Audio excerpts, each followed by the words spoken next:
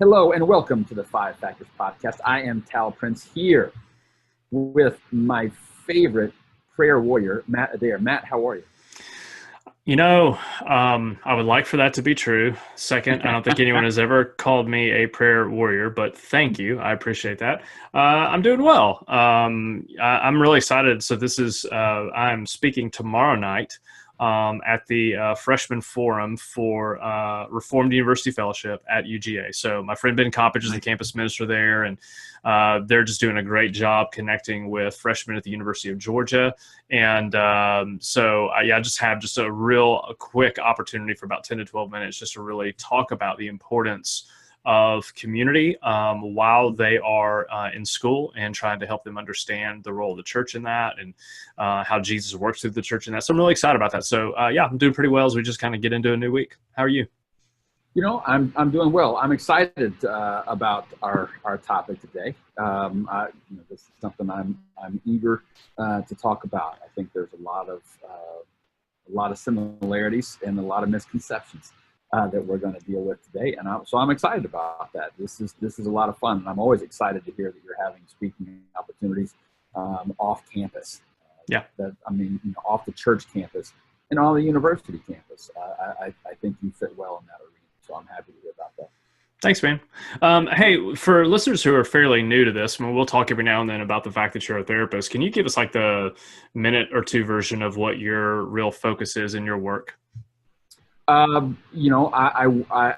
have different things as a therapist here in the beautiful city of Birmingham, Alabama. However, my main focus is really kind of addictive issues, and in that, I do an awful lot of work around pornography and sex addiction. That's really the bulk of my practice. So I'm dealing with families who are in the tension of that. So I'm dealing with a lot of infidelity. So helping, I work with both the offending spouse, the spouse who has had an affair, but I also work with spouses who have been sexually betrayed. So my work is in and around sex most of the time. Yeah. So, neither of us are going to really be thrown off by, what we are saying we're talking about today. Today, we're talking about how sex teaches pastors to pray. Now, the two of us would be the first to go, we live in this world so often, we like sex. But so sometimes we'll get silly about it, but we're pretty serious about it. So we're not just trying to be funny, haha here. What we're trying to do here is really, throughout this entire month, we're talking about how do we as ministry leaders pray for our people? And so we're spending all of our episodes this month just trying to help you build a plan for this. So if you haven't subscribed to the podcast, we'd really encourage you to do so, because we are just kind of week after week after week, just taking step by step by step towards this end goal of you having your own plan for how you pray for your people. So it just makes sense for you to subscribe to the podcast. So every single Monday, a brand new episode shows up there, and you can just kind of follow along and be part of the journey with us. And if you haven't rated and reviewed the podcast, I'd love for you to do that. That would be really helpful for us. It gives us good feedback. It helps more people see it. It helps just this community to continue to grow. We're really grateful for how the podcast is growing, and appreciate all of you listening and all of you spreading the word about what's happening here. But really, last week and you can go to fivefactors.net/54 if you hadn't had an opportunity to listen to that. We just had an honest conversation about how little we pray as pastors. And then next week, we're going to basically say, okay, step by step, here's how you pray for your people. Today, we want to talk about what happens in your church when you don't pray, and then the lesson from sex and sexuality that helps us remember why prayer is so important. So, we're talking about intimacy here. We're talking about relational intimacy between people. We're talking about the intimacy we have in our relationship with God. So, Tal, for you, we all grow up with different conceptions about what sex is.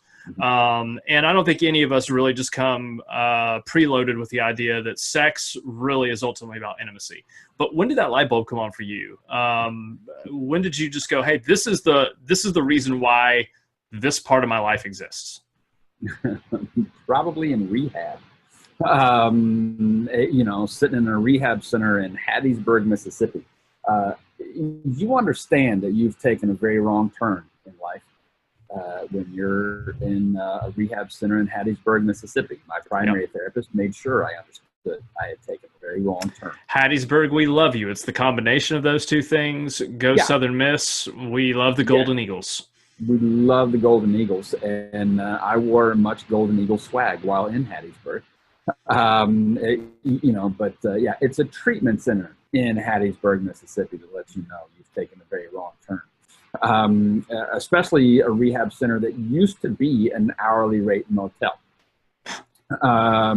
It's fantastic. Ironic. Irony. It is. It's fantastic irony. But this is the thing, that anybody that is misusing sex, anybody that is craving sex a lot, and really the main desire there is for intimacy and acceptance. We sexualize intimacy in our culture. We mistake the two. Many of us in our relationships, if things are tense, if things are off, we're hoping that, well, if my spouse will have sex with me, that'll let me know that the relationship is okay. And that's not intimacy. Intimacy is a very necessary component for great sex. You can go just have sex. That's not intimacy. But our culture even mistakes the words. If you hear people talking about, well, hey, have y'all been intimate yet? They mean sex. If you disagree with me, I dare you, wherever you are today, to go to a restaurant, take a little notepad and a paper and a pen, and walk up to random tables and say, hey, just taking a poll as to when the last time it was you were intimate with him. And get ready for the wintry freshness of Mace. Because that is, people are going to think, when's the last time you had sex? That is not what we're asking, but that is what culture believes intimacy is. Intimacy is not that. Intimacy is, when have you been so incredibly vulnerable that you let them see your faults, your failures, your hopes, your dreams, all of the great things about you, all the awful things about you, and have them look at that, giving them the ability to look at it in pure light and say, I see that about you and I love you anyway. And that doesn't keep me from relationship with you because I love you. I know that about you. And in fact, that makes the relationship stronger. I never knew that. I just thought sex was intimacy. And so, and we all built for and wired for intimate connection. But if we settle for sex to be that, we're going down a very long road.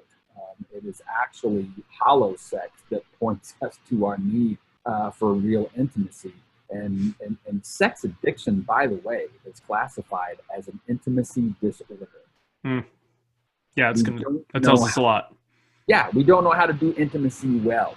And so we'll settle for porn, masturbation, prostitutes, massage parlors, affairs, or addictively using our spouse to calm us and soothe us. That's not how we do it. Yeah. I mean, so again, we're trying to think of pastoral ministry, and we're trying to think of the people that are in your church, every single person in your church, including Billy Bob, who doesn't look like he likes anybody. But I promise you that, when the Georgia Bulldogs score a touchdown, Billy Bob's going to be looking for somebody to high five. He's going to be looking for somebody to jump around and hug when they score a touchdown. And so he's going to, right. So whilst barking. And so what you can know about every single person in your church is they want to be known and they want to know other people. But every single one of us is hardwired to, as the old song goes, look for love in all the wrong places. Was that B.J. Thomas? And if I got that right, okay. No, it was not B.J. Thomas, but I'd also prefer the Buckwheat version, looking for love. Wow. Yep, we're just going to keep on going. All right, so here are people looking for love in all the wrong places, and sex is just one form of this. But sex is absolutely the way, when it is misused, it is a form of false intimacy. And so what you end up with, people who are not more connected, they're more disconnected. And in a world in which things are so sexually saturated in all the wrong ways, for all the wrong reasons, what we end up with is a room full of people, a church that is not as relationally connected as they should be to one another, or certainly between them and God. So here's where you come in as their pastor. Again, you want the best for them. You want them to be known. You want them to know people. One phrase that Bob Goff has made popular is say, we want people to become love. I think that's a radically biblical concept of what it means to be human. But your people, again, you can look around, they seem disconnected and lifeless. Every now and then you'll get blips on the radar screen, but that's what we feel a lot of times. We see where people are relationally and why relationships are so difficult, whether it's at home, whether it's in a small group, whether it's just in the church in general. So you want to help. Now, for a lot of us, what we think is like, well, let me teach. Let's do a sermon series on community. Or we're going to get people in our office and we're going to counsel. Again, if you consider yourself to be a biblical counselor, we love you. We think that you're more likely to be something akin to the high school student chemistry class trying to split an atom. Thank you for your effort, but if you're not careful, you're going to blow the world to pieces. I always say that, not Tal, for various reasons. Here's the truth, okay? Beyond your teaching and beyond your counsel, wise as it may be, the truth is the best thing that you can do for your people is to pray. And here's why. Here's the connection. Here's why we had here's what sex teaches us about prayer. God gives sex as the most intimate act between two people. God gives prayer as the most intimate act between him and his people. So it is as you pray for your people and as you teach them to pray themselves that you are doing, I think, what is the heartbeat of our work as pastors. This is when you are pastoring, is when you are praying with them and for them.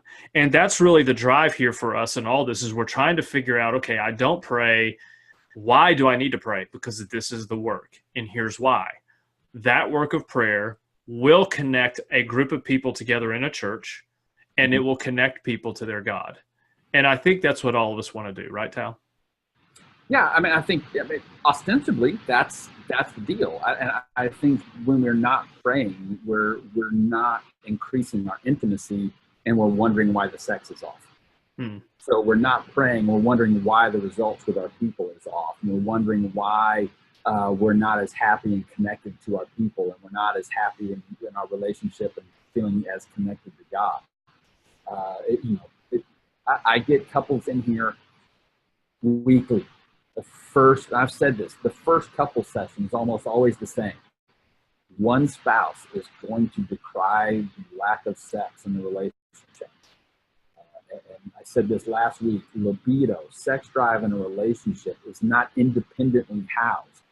It's a function of the health of the relationship.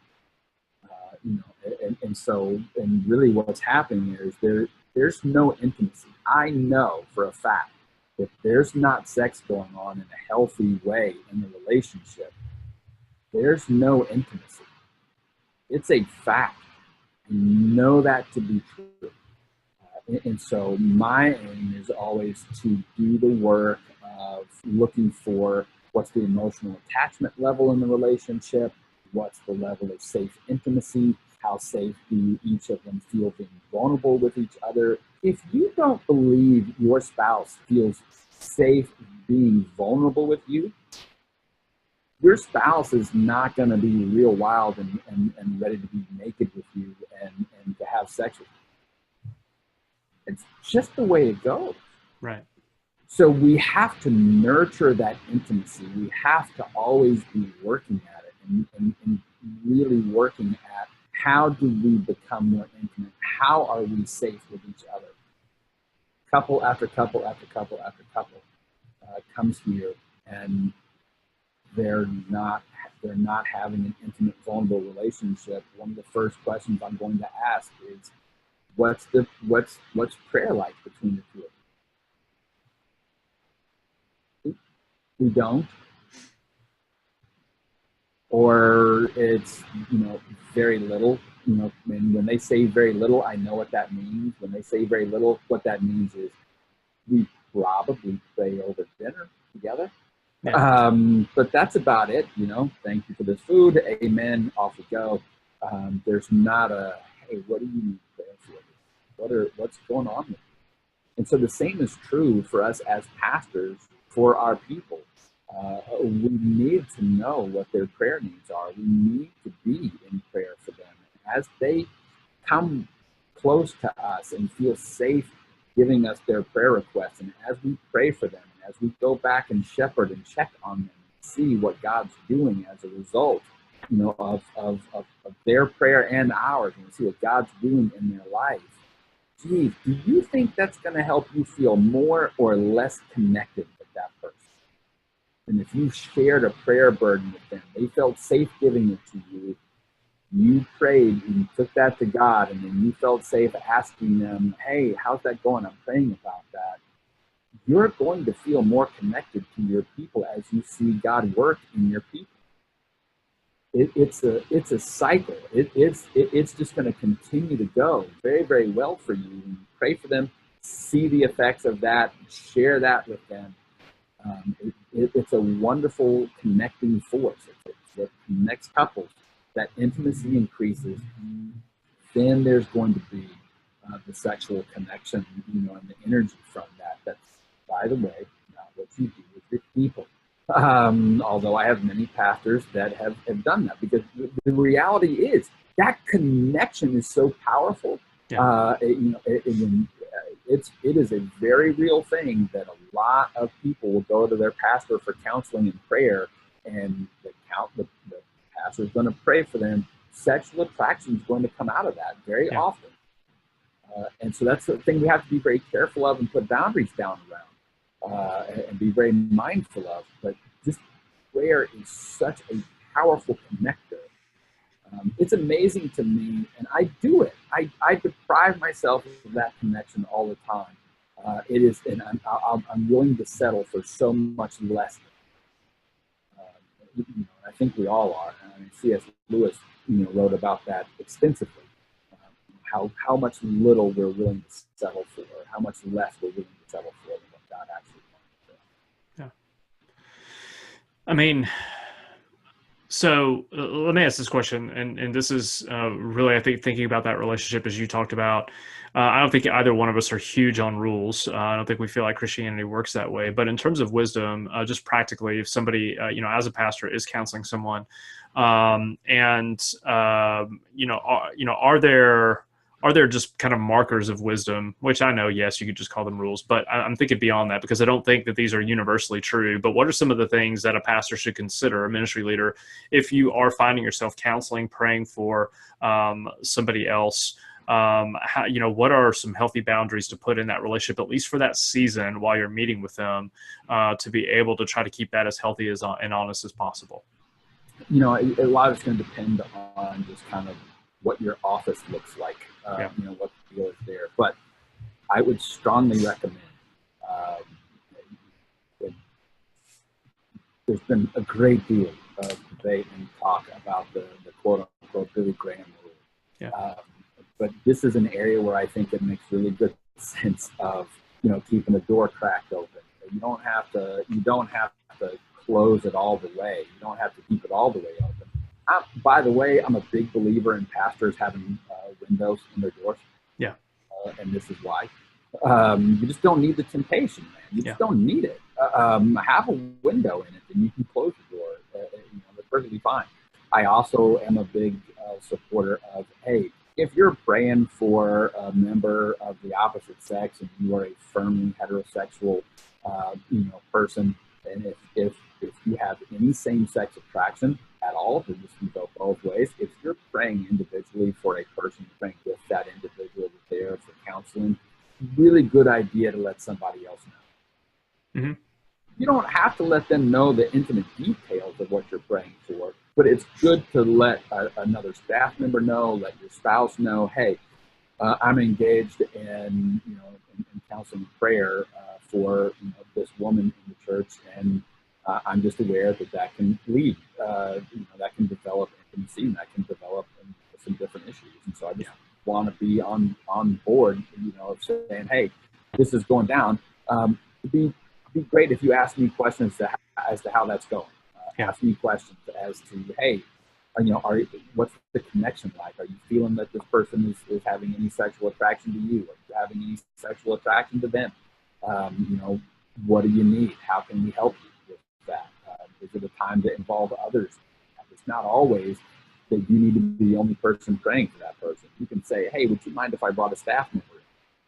A lot of you are set up as to, teaching pastor, shepherding pastor. If you are, then great, bring that other person in. It doesn't have to be just you. So those are just a couple of quick things to have in the toolbox and arsenal just to be aware of. Yeah. A couple of things I'd add there that when I have these conversations working with coaching clients, things for ourselves is one is have an agreed upon limitation in terms of how long you're going to meet with that person. If a person needs to meet longer, they might need to be in a counselor or be back in quote unquote general population, just be back with their people and their group and stuff like that. And so, have an agreed upon expectation that you're communicating, maybe not the first time that you meet, but fairly on into it. So all of a sudden you're not meeting for 4 years straight, every other week with this person. Second, if you do become attracted to somebody, you didn't do anything wrong. You're just attracted to them. Right. But you need to communicate that to somebody, and you need to communicate that to the right person, to somebody that you can be vulnerable with. You can decide on the wisdom of telling your spouse this or not. And there's I think there are good and maybe not so helpful reasons, particularly how they handle that. But somebody needs to know if attraction is developing for you out of that. You didn't do anything wrong, but let's just go ahead and name it now so that other people can be aware for you. If being responsible means you need to be in that environment with them, then they can be praying for you. And so those are just a couple things that I would add there. But I think what we're just kind of getting back down to is reminding is prayer is powerful. And when we think about kind of coming out of this particular episode, what we just want to kind of pass on, here's sort of the leadership secret here.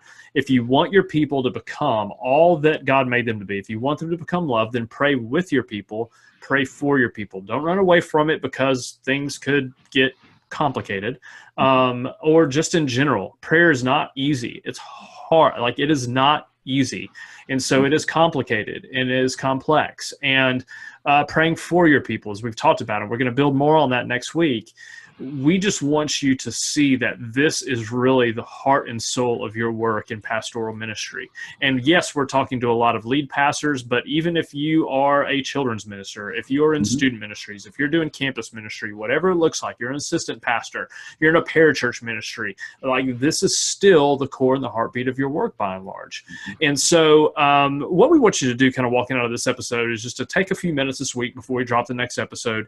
And we just want you, as you're listening to this, to write out, what's the real challenge for me when it comes to praying with and for the people in my church, in my ministry? What's the, you dive through that, you listen to the Holy Spirit, spend some time listening to him, and then just kind of just write it down, and just be able to just name what that challenge is, because that's going to help you when we come back next week and talk about, okay, based on all the challenges and the frustrations that you have, now let's actually just let's take those things with you as you build a plan. That's what we're going to talk about next week.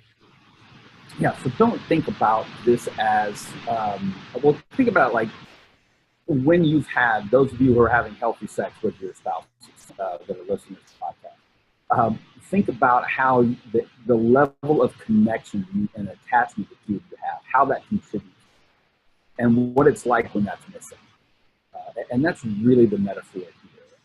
It's easy to settle for, church growth, or it's easy to settle for, oh man, we got more numbers here because, everything's going great. And that's not real ministry just because you've got numbers growing. What's real is being involved with your people at this intimate a level, having this connection with them, praying for them, praying with them, for all of you as a community to see God moving in that prayer. And that's really what we want for you. And we've all deprived ourselves of this, and we've all settled for the shiny objects. We've all settled for the new ball of yarn that was really not that meaningful, but it felt fun at the time. We really want for God's people to be growing, and we want for God's shepherds to be growing them and growing with them. And we just really believe that comes through prayer. so we're just trying to encourage you along that way. But we're trying to encourage ourselves because this is also true for us. This goes in seasons. We have times when it's great. We have times when it's not great. Maybe you're at a time when it's great right now, and hey, who can you that and take that and be happy to go encourage others. And if you're at a season where it's kind of low tide on this, hey, we understand, and we're just trying to encourage you to get back in and put some focus on this. So next week here on the podcast, we're going to be helping. What does it look like to build a prayer plan for your church? To equip you with some very simple tools that you begin to building a prayer plan for your church and for your people. So that's what we're going to look at next week. We're so glad you've been with us today. I am Tal Prince for Matt Adair and the 5 Factor Podcast. We will see you next week.